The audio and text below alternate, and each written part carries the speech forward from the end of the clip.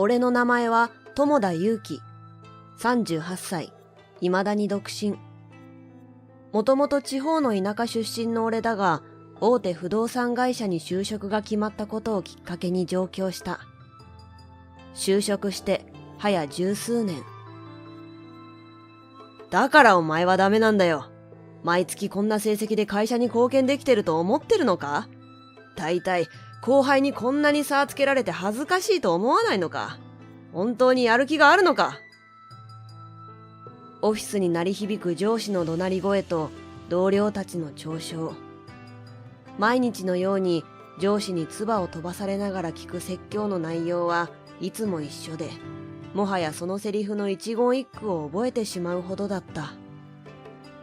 俺だって夢と希望を持って上京してきた。やる気だって十分にある。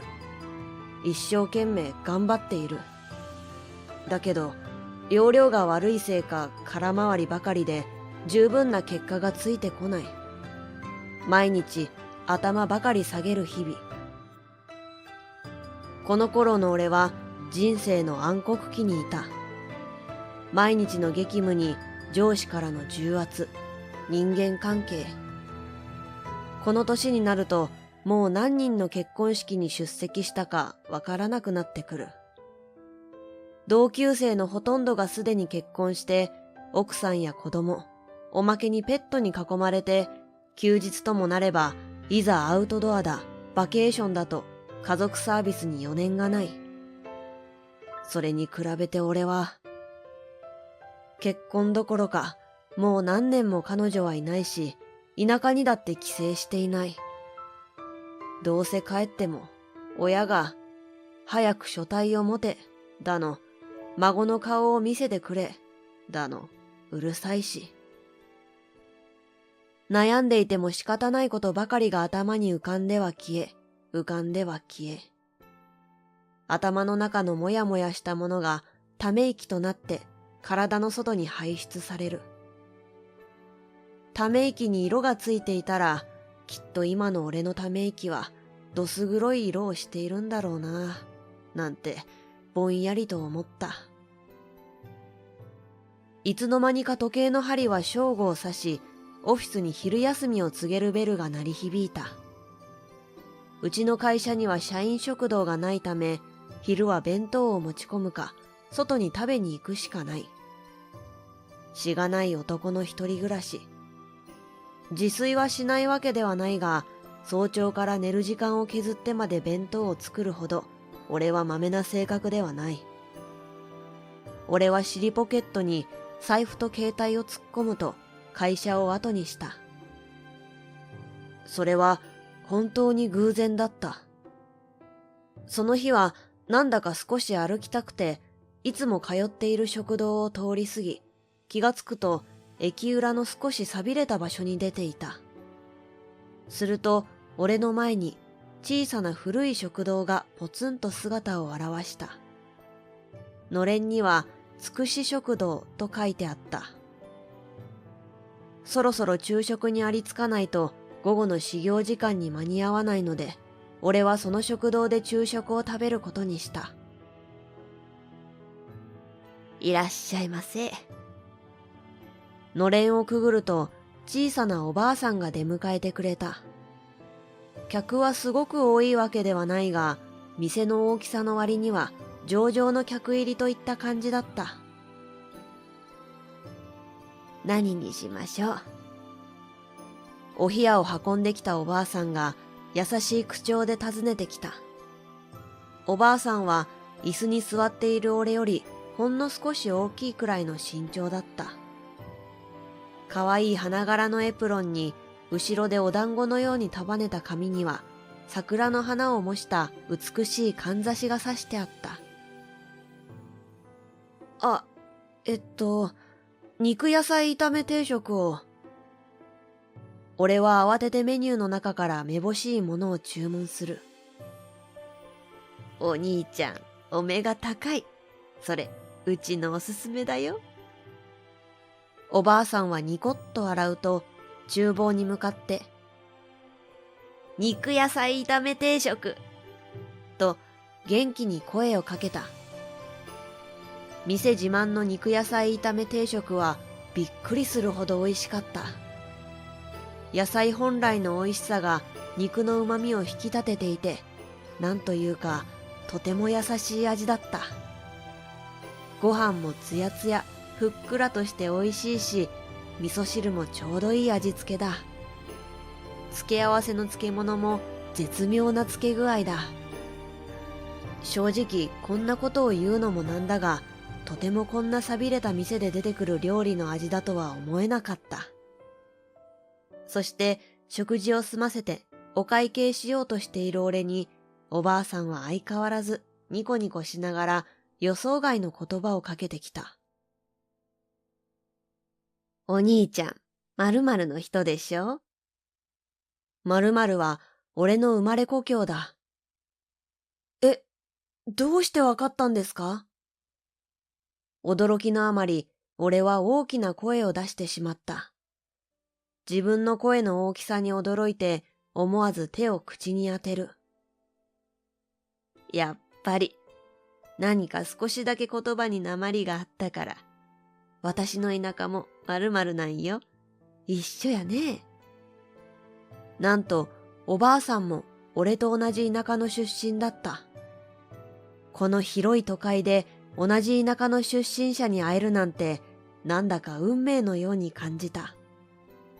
すると、おばあさんは続けた。お兄ちゃん、よかったらまたおいで。同郷の人に会えて嬉しいのよ。いろいろお話ししたいわ。それにお兄ちゃん、顔色悪いよ。ちゃんと毎日食べてる？ここに来たら、私が美味しいご飯食べさせてあげるから。悩みだって、おばあさん聞いてあげるから。まあ、力になれるかわからないけど。おばあさんの優しい笑顔に、俺の心が少し軽くなっていることを感じた。きっとだよ。おばあさんに背中を叩かれ、俺は店を後にした。そしてすぐに俺はつくし食堂の常連になった。俺がつくし食堂に通うようになって数ヶ月。その間にいろいろなことが分かってきた。つくし食堂は亡くなったおじいさんが始めた食堂で、かつては夫婦二人で切り盛りしていたということ。おばあさんは年のせいか体が弱く、いつまでこの食堂を続けられるか心配だということ。週に何回かは孫で大学生の辰巳くんが店を手伝ってくれているということ。辰巳くんは親の引いたレールの上を走るのはごめんだと、こっちの大学に進学して一人暮らしをしているということ。おばあさんがいつもつけているかんざしはおじいさんからプレゼントされたもので、おばあさんの宝物だということ。おばあさんと話していると、俺は本当に心が軽くなった。おばあさんの口から発せられる一言一言には優しさと重みがあった。だから俺はおばあさんに自然に悩みを相談することができた。その度におばあさんは、友田くんは本当に優しい子だね。とニコニコと笑った。子供扱いされるのは恥ずかしかったけれど、おばあさんにとって38歳の俺はまだまだ若造だったのだ。つくし食堂に通うたびにおばあさんと俺の仲は親密になっていき、俺はおばあさんの孫の辰巳くんとも携帯の番号を交換するほどになっていた。それくらいになると俺はいつも温かく迎えてくれて、俺のくだらない悩みを真剣に聞いてくれるおばあさんのために、自分は何かできないだろうかと思うようになっていた。そして俺は仕事が休みの日を利用してつくし食堂を手伝うようになった。友田くんはそんなことしなくていいんだよ。とおばあさんは言っていたけど、それでも俺は食堂の手伝いをやめなかった。最初は遠慮していたおばあさんだったが、俺が本気だということがわかると、俺に仕事を回してくれるようになった。そしておばあさんは、友田くんは本当に優しい子だね。うちの孫娘をもらってくれないかね。と冗談めかして言った。どうやらおばあさんは、辰巳くんのお姉さんである孫娘が、いつまでも嫁に行かないことを気にしているようだった。その時たまたま話を聞いていた辰巳くんも、友田さんだったら、ぜひお兄さんになってほしいけどな、と言った。俺なんかの嫁になったらお孫さんがかわいそうですよ。と笑って話を聞き流していた。こんな穏やかな日がずっと続けばいい。そう思っていた。しかし人生はそううまくはいかないものだ。現実は残酷だ。ある休日、俺はすっかり食堂の手伝いをすることが習慣となっていた。その日の昼時、店はいつもより混雑していた。辰巳くんも手伝いに入っていて、おばあさんと辰巳くんと俺の3人で店を回していた。だいぶ客もはけてきたその時だった。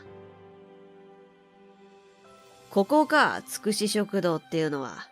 ずいぶん貧乏くさい店だな。突然入ってきた柄の悪い男たち。俺は思わずムッとしてしまったのだが、おばあさんは男たちにも他の客と同じように接した。いらっしゃいませ。何名様？すると男たちはおばあさんを取り囲むような体勢になった。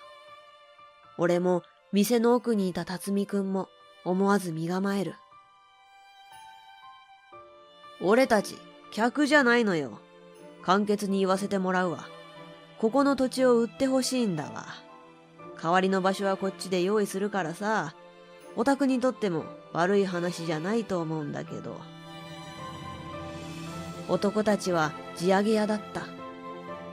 最近、駅裏の地域に再開発の計画が持ち上がっているという噂を聞いていたが、まさかここまでその再開発地域に入っているとは。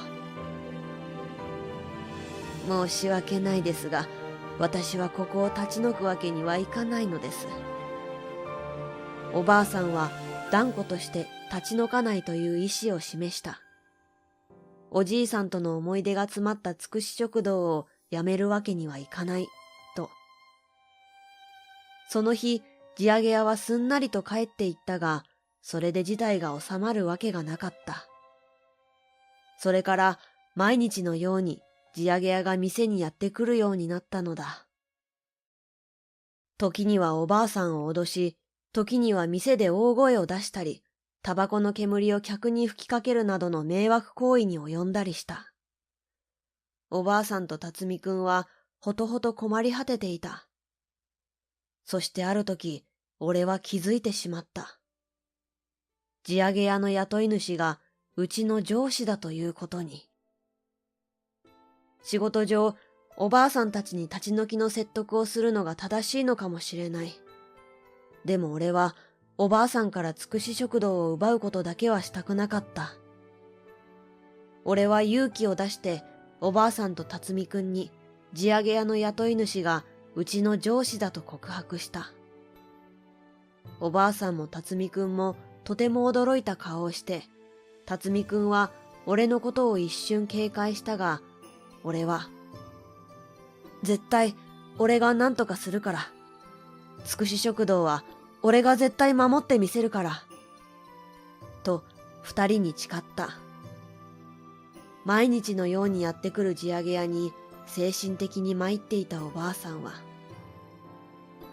よかった。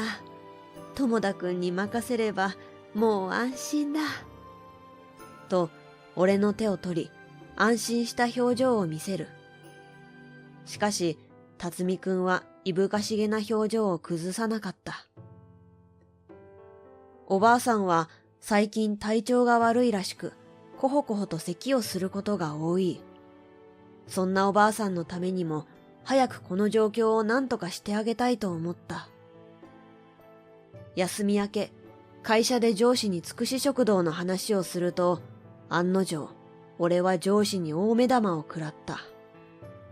今、つくし食堂のある場所には高級ホテルを建てる計画が持ち上がっているらしい。それを踏まえて上司は言った。お前、何会社の足引っ張ろうとしてんだよ。これ以上あの食堂に関わるな。何かあったら、わかってるよな。それでも諦めない俺に対し、上司は深くため息をついた。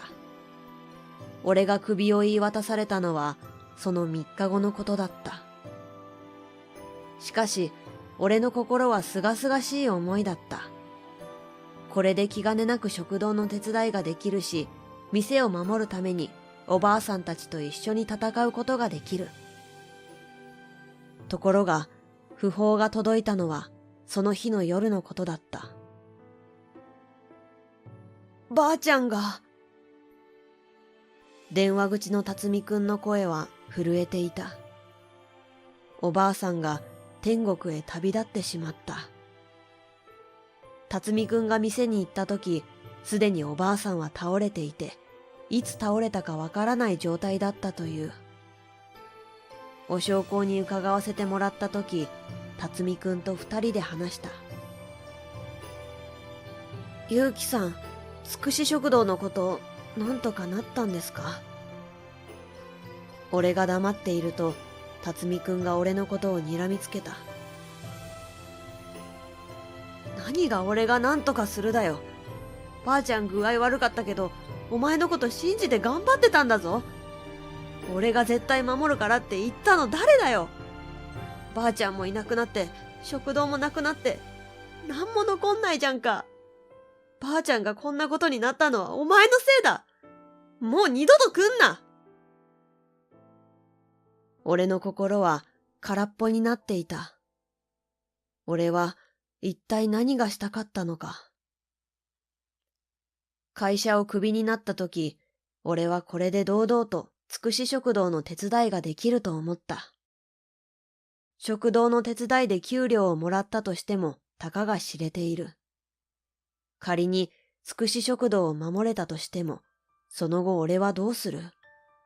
そのままずっと食堂の手伝いをするのか？それではいつか生活が成り立たなくなる。だいたい俺はおばあさんの役に立っていたのだろうか。結局すべては俺の自己満足だった。俺は田舎に戻る決意をした。もうここにいたくない。それが素直な気持ちだった。田舎が嫌で上京したはずだったのに、故郷の空気に妙に安心している自分が情けなかった。突然帰郷した息子の姿に両親はとても驚いていたが、何かあったと悟ってくれたらしく、そっとしておいてくれたのでありがたかった。田舎に戻った俺はしばらく何もしないでだらだらと自堕落な生活を送っていた。そんなある日、毎年恒例の盆踊り祭りが開催されるということで、することがないなら地域貢献くらいしなさい。という母の言葉で、俺は盆踊り祭りの手伝いに駆り出されることになった。祭りが始まり、手伝いを引き受けたことを俺はめちゃくちゃ後悔した。会場には地元や隣県で成功している同級生たちがわらわらと集まっていたからだ。俺が大企業をクビになって戻ってきたことはすでに奴らに知れ渡っていた。あれ？誰かと思えば友田じゃん。久しぶり。そういえばお前、会社クビになったってマジなん？その年でクビって負け組決定じゃん。飛び交う冷やかしの言葉と嘲笑。俺は恥ずかしさでただただ下を向いていた。お前、結婚もまだなんだって？これじゃもう結婚も無理だし、諦めろ、バーカ。何も反論できない自分が情けなくて涙が溢れてきた。その時だった。突然後ろから誰かに抱きつかれた。この人が結婚できないですって？とんでもない。私がこの人の婚約者ですが、何か？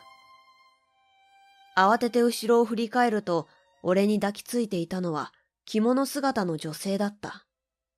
しかもかなりの美人で、彼女は見覚えのあるかんざしを身につけていた。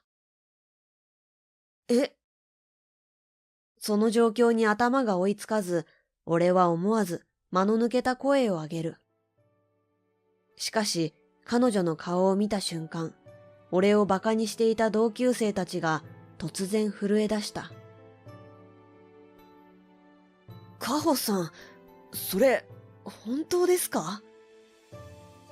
カホと呼ばれたその女性は何でもないことのように笑顔で答える。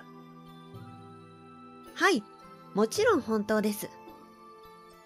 その瞬間、同級生たちは今までの態度が嘘のようにまるで土下座をする勢いで頭を下げた。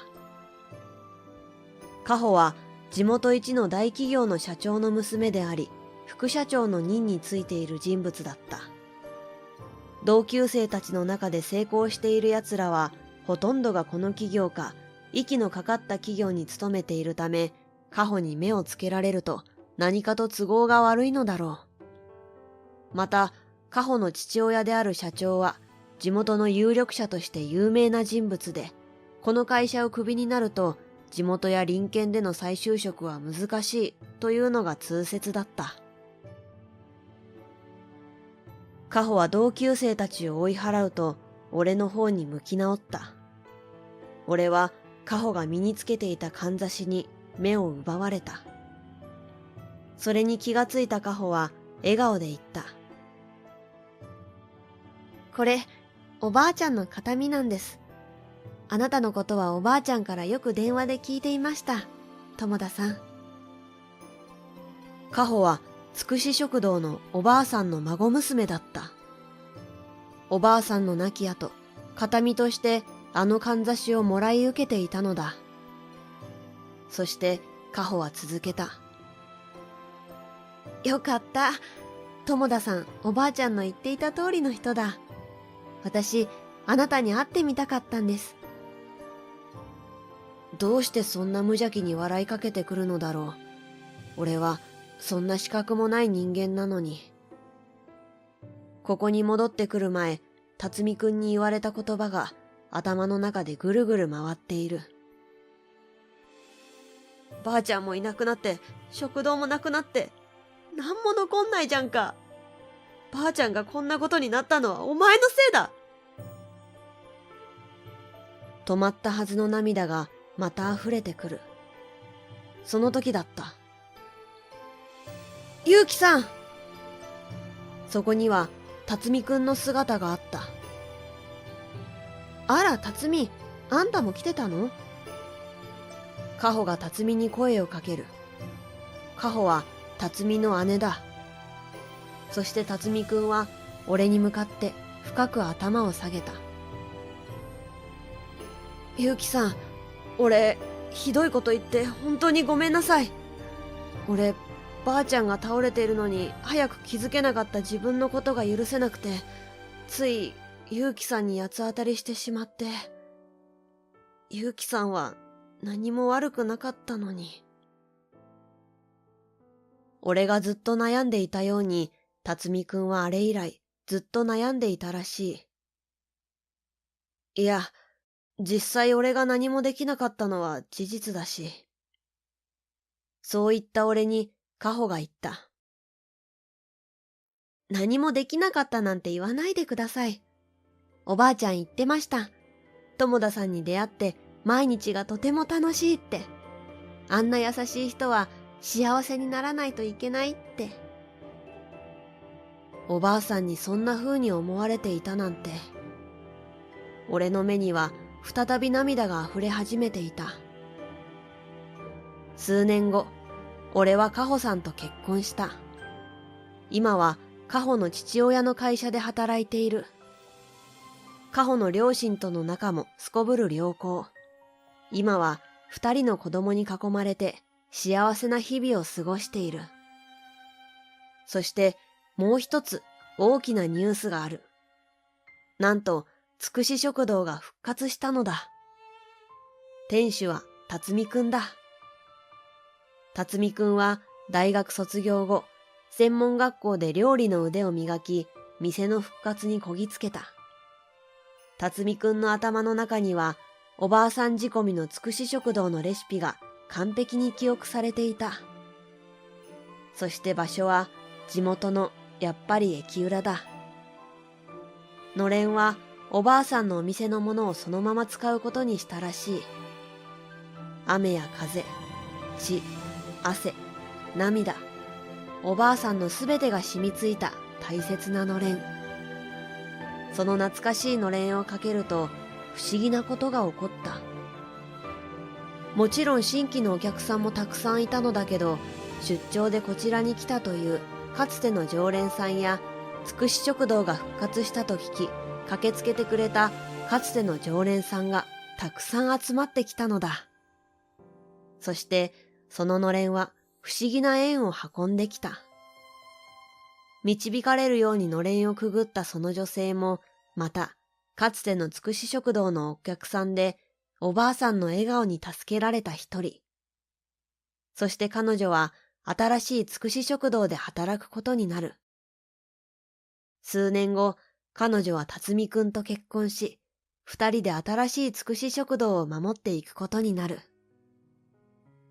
岐阜の会社が出資しているのだから、もっと目立つ場所に出店すればよかったのに、という声もあったが、最後にはつくし食堂らしいとみんなが納得した。